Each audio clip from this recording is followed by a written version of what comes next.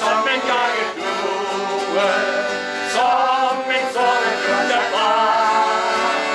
Men et sidste til hjertet, Jesus aldrig bortvis var. Han har åbnet alle porten, så jeg kan komme ind.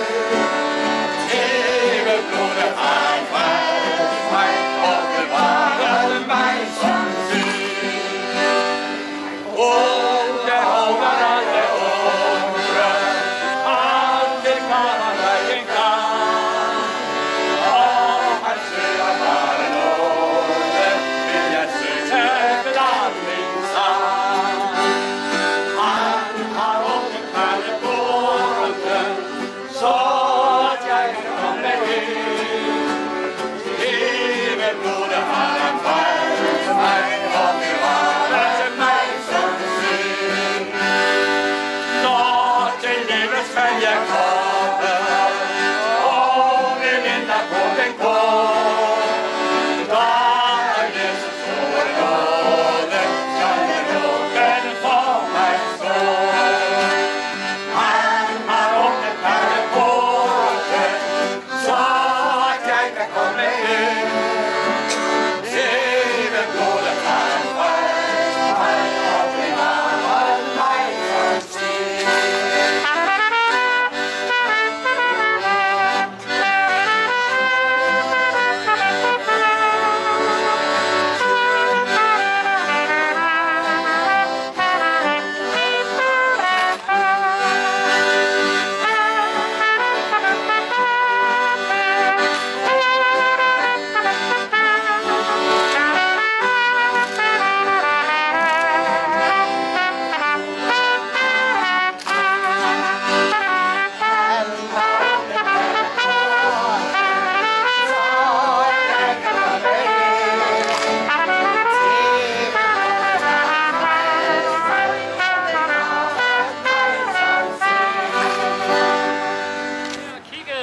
I undrer jer nok over, hvorfor Frelsens Hær denne fredag eftermiddag, eller i hvert fald middag, står her og ikke oppe ved Salling.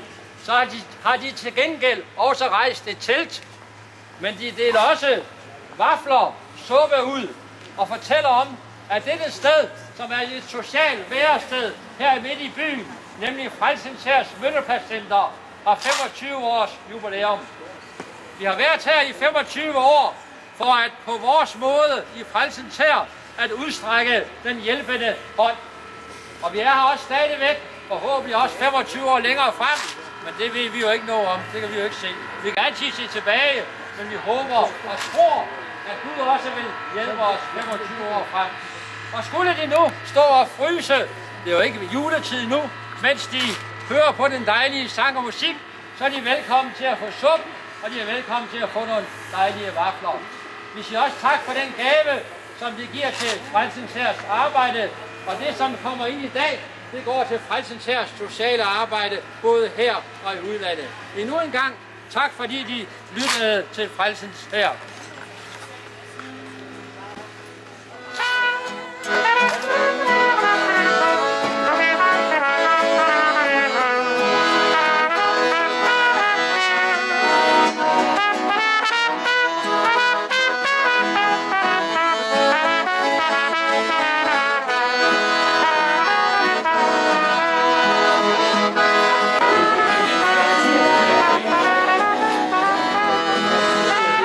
Yeah.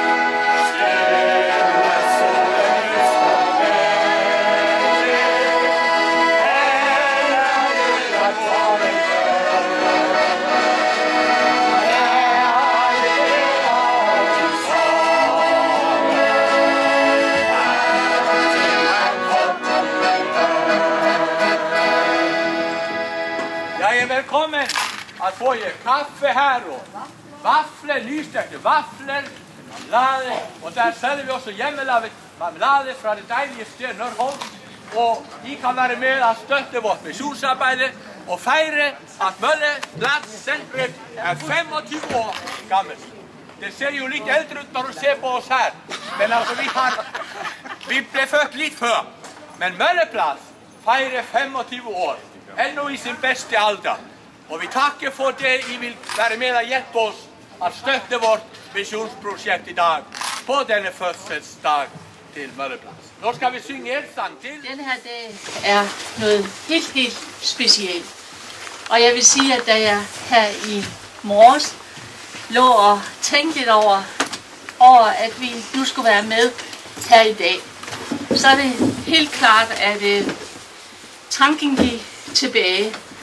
Også da vi mødtes med Frelsens Herres socialtjeneste i København og Frelsens Herres landsleder, oberst Brynja Velander, de var her i det her rum, og vi sad rundt om bordet, Karin og Leif og jeg og et par fra København, og så gik samtalen på, hvad skulle Møllepladscentret være. Og en ting var vi helt på linje med, og det var, at Møllepladscentret var Frelsens Herres Kirke i Aalborgs sociale profil. Vi skulle være en afglans af Jesu Kristi kærlighed. Og det skulle være sådan, at de mennesker, der skulle arbejde i vort hus, skulle være mennesker, hvis hjerte var fuld af en lyst til at gøre noget for mennesker i nød. Og det vil sige, række den sultne noget mad, give tøj til den, der ikke havde klæder, og give et gavekort til den familie, der stod og ikke havde til at købe det daglige brød. Og da vi havde det i vort hjerte, der kan jeg huske, allerede dengang var vi var meget grebet af Jesu Kristi kærlighed. Og vi havde egentlig ikke så mange forbilleder at se efter. Her i byen, der havde vi Kirkens Korshede her, som vi egentlig besøgte et par gange og så på deres arbejde. Men jeg vil sige, at det bedste forbillede, vi havde i al enkelhed, det var simpelthen Jesus Kristus. For han havde jo gjort alt det, som Møllepladscentret nu skulle gøre. Og for at Frelsens Herre i Aalborg kunne være en levende kirke, så var det vigtigt, at vi var i bevægelse. Det var virkelig vigtigt, at vi forstod det sociale program helt rigtigt. Og vi aldrig glemte, at det ikke var os, der skulle gå foran, men at Jesus Kristus selv ligesom skulle bane vejen for os. Og så tænker jeg egentlig lidt på, hvordan det var, da vi den første morgen gav gratis morgenmad. Blomster Henning stod op ved skranken, og han tog sin tallerken i hånden, og så kiggede han på mig på den anden side, så sagde han, hvordan gør man? Hvordan gør man? Rundt omkring var der ost, 4 slags pølse, og han kunne få havregrød og øllebrød. Der var dejligt frisk franskbrød og rugbrød. Der var alt, hvad han havde brug for. Og så siger han, hvordan gør man? Og det jeg ser i dag, det er faktisk ikke så meget det, vi havde på skranken. Men det der var, han rakte ud mod mig, det var en tom tallerken. Og jeg vil bare sige til alle jer, der er her i dag, at den opgave har I også at fylde noget på den tomme tallerken. Så fortalte jeg journalisten om en praktikant, vi havde, som skulle være socialrådgiver. Han hed Rasmussen. En rigtig dejlig ung mand, hvis hjerte brændte særligt for misbrugerne her i Aalborg. Og hver morgen, når vi kom med franskbrød og åbnede, så tog Rasmus og gik op og satte sig på trappen op ved Budolfi Kirke. Og som sagt, hans hjerte brændte for de mennesker. Men sådan en dag, så kom han hjem, og han strålede af glæde. Og så sagde jeg til ham, nå Rasmus, hvad så, hvordan gik det i dag? Og så sagde han, jo, men det var fantastisk i dag. For jeg mødte jo Morten deroppe, og du ved, han var langt nede. Han havde haft et rigtig hårdt døgn, og der var mange abstinenser. Men så sagde jeg til ham, hvad kan jeg gøre for dig? Hvad har du allermest brug for? Og så sagde han, en øl. Og så skyndte jeg mig ind til kassen, og så købte jeg en øl til ham. Og jeg vil indrømme, at jeg blev så utrolig glad. Fordi Frelsens er jo en afholdsbevægelse. Det er noget af det første, man fortæller nye mennesker, der vil være medlem af at ryge og drikke. Det gør vi altså ikke. Det er ligesom en livsstil. Og det har vist sig at være rigtig godt i dag, hvor vi altså ikke må gøre det alligevel. Så, men altså i det her tilfælde, det var bare så godt. Og der står det så for mig stadigvæk det, at Rasmus gav narkomanen det, han havde brug for på det tidspunkt. Det var den øl. Og jeg håber, det er gået ham rigtig, rigtig godt i hans liv. For jeg har meget tit, når jeg var vågen om natten og måske bad en bøn, så havde jeg altid Rasmus ligesom med. Og jeg håber, han har fået et rigtig, rigtig godt liv. Det at arbejde et sted som her, det er en gave så fantastisk stor. Og jeg vil gerne sige, at det for mig, altså simpelthen, jeg vil lige være grædende. Jeg må sige, at det har været et eventyr at følge Jesus. Hele mit liv. Ikke lige fra, jeg var en stor pige og bestemte mig for, at jeg skulle være missionær i Afrika, hvad jeg aldrig blev. Men vi kom dog til Grønland i 3 år indimellem, og ellers fik William og jeg lov til at arbejde, ikke kun i Frelsens Herre, men også på FM. Og i hele taget, vi fik lov til at være tæt på mennesker. Og så var der en, der spurgte, hvad så nu? Så sagde jeg, men nu har vi så en ny opgave i Nordjylland, helt op på spidsen. Fordi det er sådan, man bliver aldrig pensionist i Guds rige. Der er altid den tomme tallerken. Og det er så vigtigt, at du bliver ved med at tjene, og ved med at servere. Og husk, at forbilledet, det er bare Jesus. Der er en ting mere, som I vil se på billederne, vi har rundt omkring nogle af dem.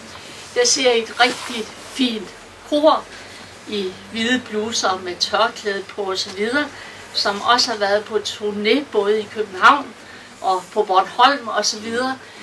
Det var et rigtig dejligt kor, som vi kaldte Solskinskoret. Men så her for 14 dage siden sagde jeg til Daniel, kropsyderen, jeg kunne tænke mig at samle dem, og skulle de have lov til at synge her på den her sammenkomst. Men da jeg så på billedet, så opdagede jeg jo, at over halvdelen af dem, de synger i det himmelske kor. Ikke? Og det er jo meget, meget bedre. Og det kan vi jo slet ikke hamle op med. Så jeg vil sige, at sæden er sået. Og også rigtig mange unge mennesker, der arbejder i den sociale sektor i dag, har haft deres praktikperiode her på Møllepladscentret. Og jeg håber, at vi har været i stand til at give dem noget med. Møllepladscentret er startet og skabt, fordi Jesus bad kirken om at gøre det. Tak skal du have.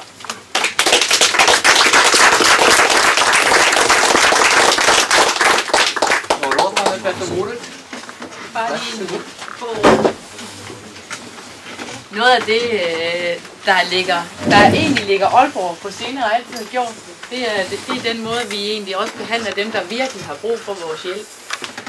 Det er noget af det, vi snakker rigtig meget om. Men det vil aldrig nogensinde kunne være sket, uden netop de kirkelige organisationer, som har gået ind og gået forrest. Og noget af det, jeg så bliver rigtig glad for, når jeg kommer rundt her i Aalborg, det er hvad enten det er her hos jer, eller det er Kirkens Korse, eller det er KFUM's sociale arbejde. Det er også den livsglæde, der hører med, og det humør. Også den humor. Altså jeg kan huske den første gang, jeg så den bøsse, hvor der står pengene, eller vi synger. Jeg var jo simpelthen ved at dø.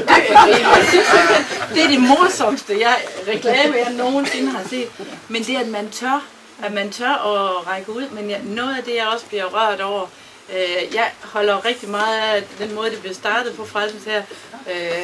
Soup, soap and salvation. At man simpelthen tager det i den rigtige rækkefølge. Det er historien om øllen også et eksempel på. At det kan ikke nytte noget, at man bare flytter folk ud fra ens egne behov. Man bliver nødt til at se de behov, som det medmenneske, der står overfor, de egentlig har. Og det synes jeg er rigtig, rigtig flot. Så vil jeg sige en ting mere, som I egentlig også giver udtryk for. Det er, at der er blevet lavet en kæmpe stor undersøgelse af, hvad gør mennesker lykkelige. Og det, der gør mennesker lykkelige, det er at gøre noget for andre. Og være sammen med andre. Og det er lige netop det, I har hernede, som ikke kan undgå andet, end også at gøre mig rørt, hver gang jeg kommer herned, og gør, at jeg får en god dag, når jeg har været hernede. Det er også den næste kærlighed. For der er ingen tvivl om, at den næste kærlighed, vi har, det er simpelthen et af de vigtigste drivkræfter, vi overhovedet har. Og ligegyldigt om du sidder med de... Sidst jeg var hernede, der var der også nogen, der virkelig havde siddet i fængsel et godt stykke tid, og ikke havde lavet de pæneste ting. Men ligegyldigt hvem vi snakker om, i bund og grund, så vil de fleste gerne være gode mennesker. Der er bare nogen, for hvem sten har ligget nogle steder, hvor de ikke har formået at få den. Men jeg vil sige ja tak for den indsats, de gør. Jeg kan huske en af de gange, jeg har været bredest i politik, så faktisk, da der var nogen, der begyndte at sige, nu laver vi torvet om, og det skal være pænt, så er der ikke plads til Frelsens her. Jeg var så gal, at der var nogle handlende, dem der har været ude der har aldrig besøgt deres steder, fordi jeg vil simpelthen ikke støtte nogen, der vil finde på at sige noget så tåbeligt.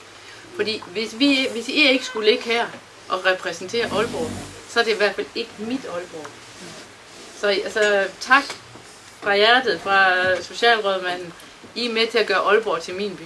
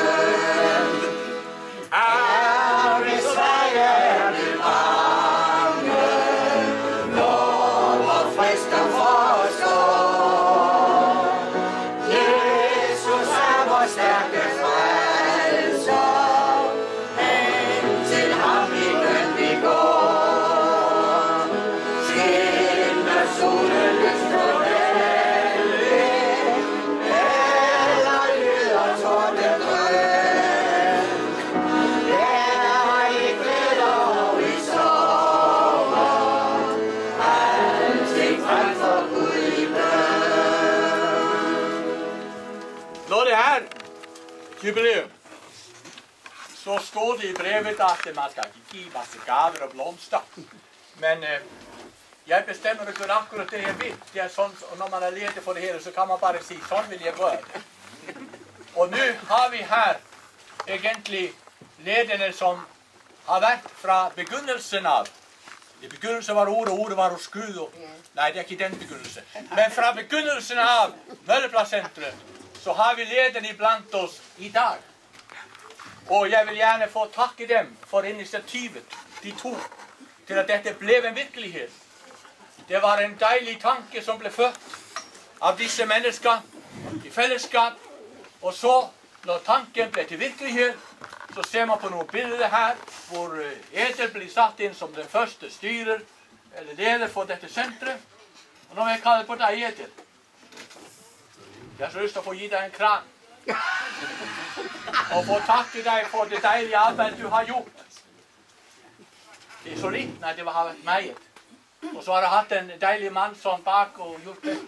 Hvad kalder det sig? Majorets oppasser. Så her er et lille kort og en lille blomsterbuket. Som tak til jer for jeres trofaste arbejde og for det I har gjort her igennem mange, mange år. Og et ægtepar som også er dejligt, de står her, ja. Det er Leif og Karin. Den gangen som det startede, så var de med ledere for menigheden her og var med i det hele, og det ser man også på billeder og på avisinterview, som hænger på væggen der fra åbningsdagen, hvordan disse tre dannede et godt team for at få det hele i gang. Men så sluttede det ikke der. Når så Edel måtte slutte, så pludselig var I der. Ja. Og så fortsatte I den herlige tjeneste. Lige pludselig. Så, kære venner, jeg vil også takke jer hjertelig. Jeg ved hvorfor I gør det, alle sammen. Jeg ved at det er fordi at I har mødt en frelser, som har betydet så meget for jer. Og derfor vil I gøre noget for andre mennesker. Så tak for den tjeneste I har gjort. Og den er ikke slut endnu, for jeg så at I holdt på i forrige uge her og serverer og sådan. Så det er jo herligt. Så Gud velsigne dig. Tak skal du have. Gud velsigne dig. Vær så god. Jeg tager blomsterne, du får på verden. Så skal jeg få ordet. Hvem skal begynde? Kunne jeg sige noget først, så kan lederne få lov at sige noget bagefter. Fordi at det kom sådan til mig, kære Møllepladscenter, jeg gør det ganske kort, kære Møllepladscenter, rigtig hjertelig tillykke med de 25 år. Vi var ikke overhovedet i tvivl om, at du ville bestå så lang tid, og at du også vil komme til at bestå rigtig mange år endnu. For du, Møllepladscenter, var en vision fra Herren.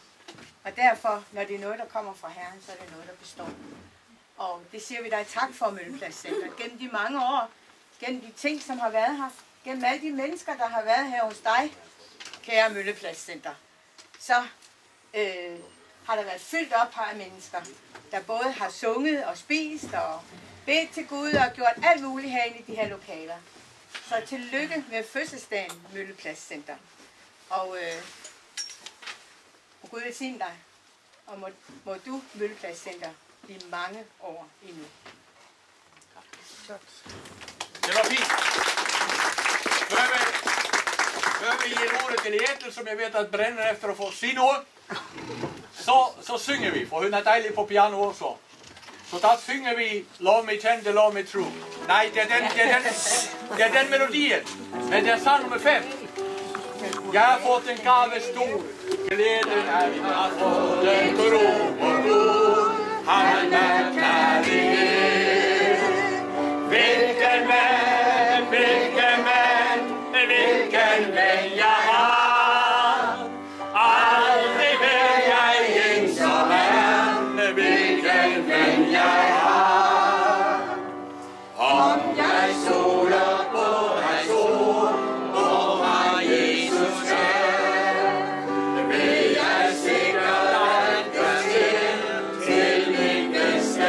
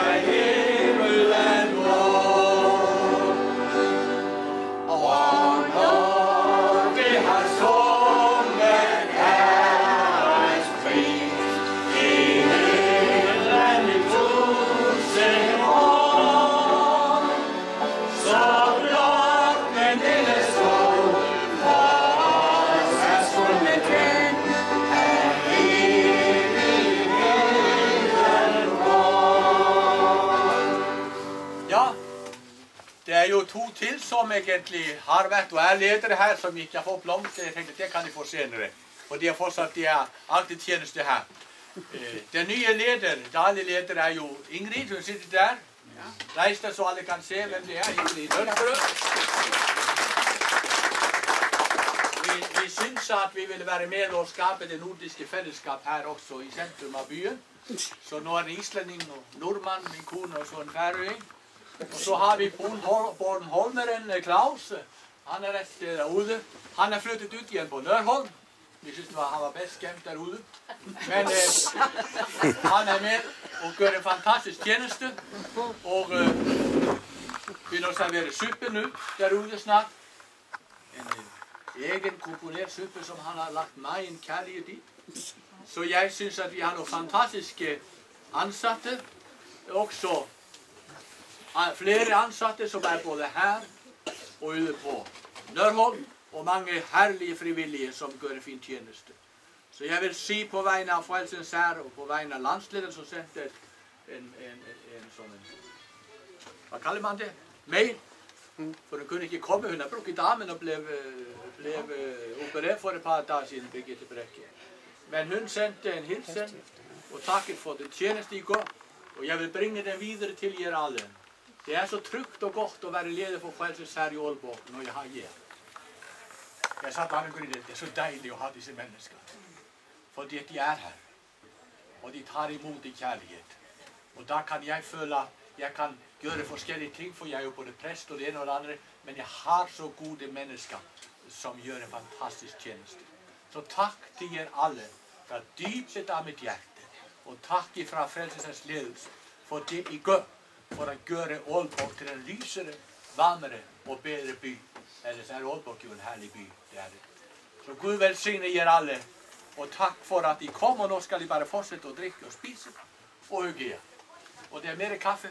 Ja, Olivia, og her i de dagene, så vi derhjemme, der havde vi en lille hæfte omkring Mølleplads. Nu rådmanden talte om Mølleplads, og det er en plads, som har et stort rum, og der så vi, at der havde fotografen været forskellige steder. Og han er blandt andet også været her på Mølleplads. Og et godt indblik I, hvad Mølleplads egentlig er. Man kan købe den, jeg ved ikke om man kan købe den mere, men det er et rigtig, rigtig flot hæfte. Så hvis man kan få fat på den, så skal I bare tage den. Og så opleve, altså er det billeder af dig der? Nej. Der er billeder af min kone. Halleluja! Det var alle billeder. Ja. Men vær så god, nyd nå kaffe nu. Få jer suppe derude. Jeg ved ikke om den er kommet ud. Ja, lige gå forbi. Lige gå forbi, men der er den der. Før mig ved, om det så det. Hun kom udefra, og jeg tror, hun var, hvor mange år var du ved os, mig? 5 år her i Møllepladscenteret sammen med Leif Frey, og det klarede hun at være sammen med os i lang tid. Men der siger jeg, hun er fantastisk. Og i dag, der kommer hun ned i klubben, så velkommen ned i klubben om onsdagen også kl. 1. Det har vi hernede i kælderen. Så kan hun ikke lade være at gå i køkkenet og hjælpe dernede. Hvad siger I så? Men hun er en af de bedste, at Leif og mig har haft, mens vi har været her. Og jeg synes, hun skal have en klap. Ja.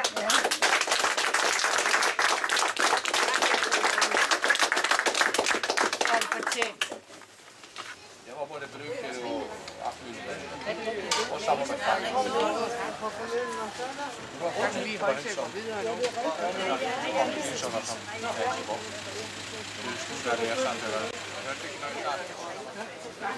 Selvstændig godt. Så når hvad vil du have suppe? Selvstændig godt. Der er altid spenderet 200-300 kroner hver år til jul. Eller så får han hvad? Ja. Det får I. Synes du? Jeg kan kun det jo give tilbage i den måde. Det er rigtigt så.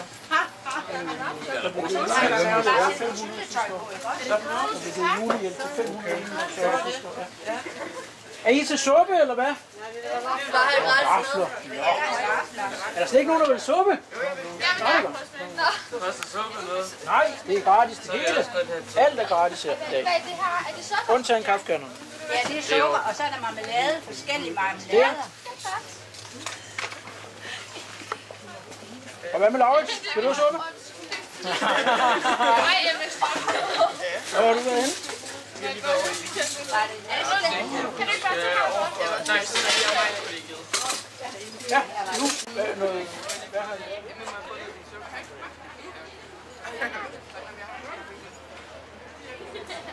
Nu har jeg i hvert fald.